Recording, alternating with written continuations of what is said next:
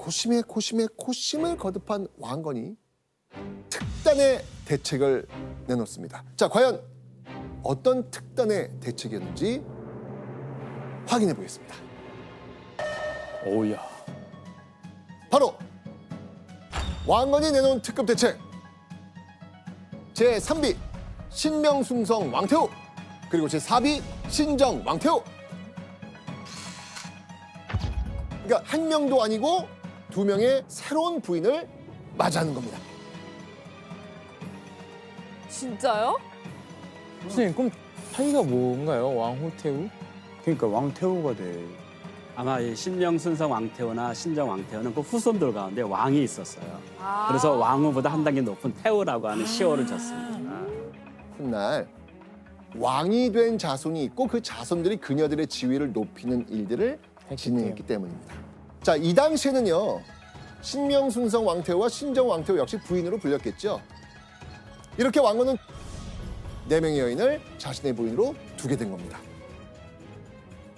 자, 그런데 새 장가를 가는 것, 이게 왜 왕건의 특급 대책이었을까요? 왕건의 새로운 부인들, 이 부인들 역시 각 지방 유력 호족의 딸이었거든요.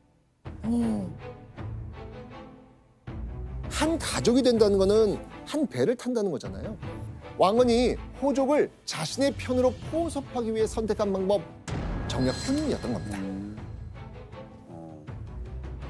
자, 그렇다면 제3비인 신명순성 왕태후는 대체 어느 집안 딸이길래 왕건이 혼맥을 만들었을까요?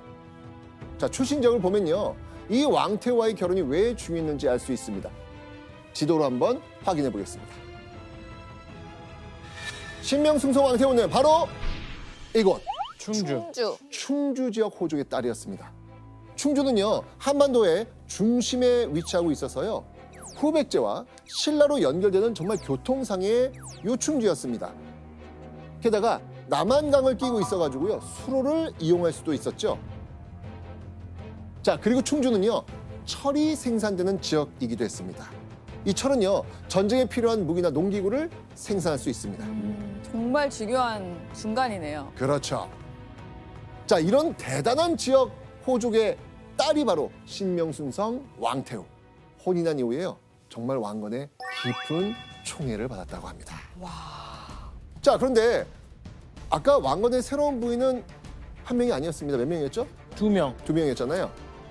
제4비 신정 왕태후의 또 집안 배경은 어떨까요? 황해도에 있는 황주 호족의 딸입니다. 황주는요, 통일신라가 다스릴 때부터 북쪽의 국경을 지키기 위해서 막강한 군사력을 상주시켰던 아주 중요한 요충지였습니다. 게다가 황주의 위치 보세요. 어느 쪽에 있어요? 저 개경. 송악. 바로 뒤잖아요. 왕건이 고려 남쪽에 있는 이 후백제와 맞서 싸울 때 황주 지역이 후백제와 손을 잡거나 반란을 일으키면 어떻게 되겠습니까? 바로 개경 끝나는 거예요. 결국 황주 호족의 딸인 신정 왕태와의 혼인, 꼭 필요한 세력이었죠. 이런 식으로 자신이 중요한 지역이다라고 생각하는 그 호족 집안의 딸과는 반드시 결혼하는 정략 결혼의 방식을 왕건은 채택을 한 겁니다. 그만큼 불안했기 때문에 다 정략 결혼을 한 거네요. 그렇죠. 자, 그런데 왕건이 2명의 부인을 연달아 들인 시기쯤에 왕건의 가족 관계가 또 한 번 바뀌는 일이 발생합니다. 확인해 보시죠. 와. 아이고, 아래가 또 생겼네요. 자, 왕건이 또 새로운 여인 정덕 왕과 혼인을 하게 된 겁니다. 자, 이번엔 또 대체 어떤 호족의 딸이길래 왕건이 부인으로 들였을까요? 어디 중심지 이제 있는 분. 근데 저는 조금 알 것 같아요. 이제. 예. 지도를 보니까 어허. 점점 이 백제나 신라 쪽의 끝에 쪽에 그쪽에 있는 호족의 딸. 아. 그래서 이쪽 점점 이렇게 해서 세력을 키우는 게 아닌가. 아, 좋은 추론이에요. 아, 그래요? 예. 그런데 사실 이 정덕 왕후가 왕실에 들어오게 된 계기는 조금 남다릅니다. 어. 정덕 왕후는요, 왕건이 새로운 호족의 힘을 얻으려고 들인 부인이 아닙니다. 아니에요? 아니에요? 진짜 사랑하는 진짜 사람인가요? 사랑이에요? 그것도 아닙니다. 아, 그럼 뭐예요? 부탁받았나요? 정덕 왕후는요, 놀랍게도 첫째 부인인 신예 왕후와 같은 정주 유씨 집안 출신이었던 겁니다. 자, 그러면 신예 왕후 집안은 왜 정덕 왕후를 왕건의 부인으로 보냈을까요? 그러니까 이제 같은 이 유 씨가 너무 이제 힘든 거예요. 네. 자기를 이제 도와줄 사람이 필요해. 예, 정답. 집안의 도움을 더 받기 위해서 유 씨가 했다. 좀 일리가 있는 것 같아요. 아닙니다. 어? 그 이유는요, 왕건과 신예 왕후가 혼인한 지 벌써 10년이 넘었는데 자식 소식이 전혀 없었거든요. 이 발을 동동동동 구르던 정주 유씨 집안. 그래서 정덕 왕후를 뽑아가지고 왕건의 부인으로 다시 들이는 특단의 조치를 취한 겁니다. 게다가요, 신예 왕후 집안에서 정덕 왕후를 들이면서까지 후사 문제에 노심초사한 이유가 또 있습니다. 뭐지? 왜냐하면 왕건이 당시로서는 적지 않은 나이, 이미 40대에 접어들고 있었거든요. 결국 왕건의 뒤를 이을 후계자를 정해야 될 시기가 임박해 오고 있었던 겁니다. 고려 최초의 후계자 문제로 고심에 빠진 왕건. 자, 그리고요, 모두가 주목하는 이 자리, 정윤.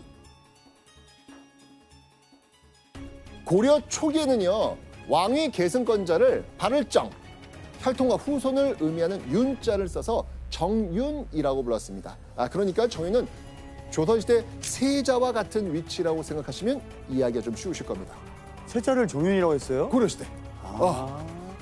당시 왕실에서는요, 누가 정윤의 자리를 차지할 것인지가 초미의 관심사였습니다. 자, 그럼 현재 왕건의 유일한 자식은 누굽니까? 둘째 둘째 부인. 부인네. 왕- 둘째 부인. 왕후. 이름은 왕후. 맞습니다.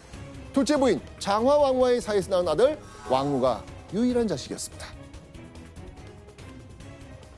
선생님, 그럼 간단한 거 아니에요? 그러니까. 그럼 왕후가 바로 정윤이 돼야 되는 거 아니에요? 네. 자, 그런데 여러분들 아까 그 둘째 부인 오씨 부인을 설명하면서 그 집안이 어떤 단어를 썼었죠? 층미하다. 층미하다. 기억하고 있네요. 정주, 충주, 황주 등 정말 다른 부인들의 집안이 장화 왕후를 견제하고 있었던 거예요. 이렇게 모여서 정답게 차를 마시니 참으로 훈훈하네 그려. 특히나 자네는 나주에서도 폐하를 아주 열심히 모신 사람일세. 태자의 어머니이기도 하고. 예, 황후마마. 이복의 충주부인. 예, 마마. 자네도 와서 떡두꺼비 같은 사내 아기님 하나 낳아보게. 얼마나 폐하께서 기뻐하시겠는가. 자, 이런 상황에서 그러니까 왕건 역시 선뜻 이 왕후를 정윤으로 선택하기 좀 어려운 상황이었던 것이죠.